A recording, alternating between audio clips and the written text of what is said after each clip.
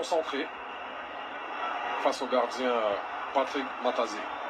Ouais, Matazi dont la titularisation fait grand bruit hein, au Kenya. Il n'était pas du tout attendu comme titulaire, le gardien de 36 ans qui a démarré il y a 7 ans en sélection. Et que dire de celui qui avait offert la CAN en 2017, Vincent Aboubakar, unique buteur camerounais sur les 2 premiers matchs. Il a l'occasion de sortir le Cameroun du piège. Déjà, c'est fait! Quel sang-froid, quelle qualité technique, le ballon qui vient embrasser la lucarne kenyane. Et le Cameroun, après l'accélération de Bassogog et un pénalty d'Aboubakar, mène déjà 1-0.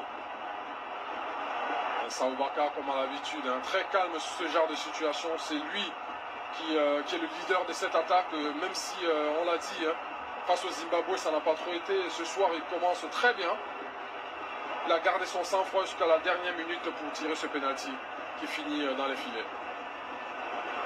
Et alors, même si Matazi était parti du bon côté, bon courage pour aller la chercher, cette balle. Mélange de calme. Complètement craqué le Kenya, Patrick Matazi en tête.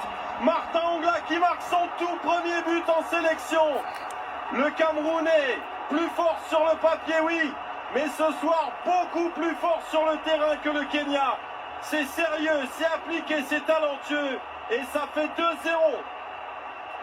Oui, 2-0 après cette belle action de Zambouangui Sachilokoté qui s'était un peu enflammé, mais Orla qui a récupéré le ballon et qui a pris ses responsabilités. Merci à Matazi qui, sur ce coup-là, n'est pas exempt de tout reproche.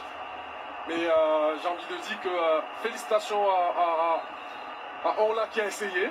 Parce que pour que cette erreur arrive, il faut essayer. Donc il a frappé et puis malheureusement pour les Kenyans, Matazi a fait cette erreur de main. Et plutôt bien heureux pour les Camerounais. Alors, on vous disait tout à l'heure que cette décision d'Engin Farhat avait fait un petit peu...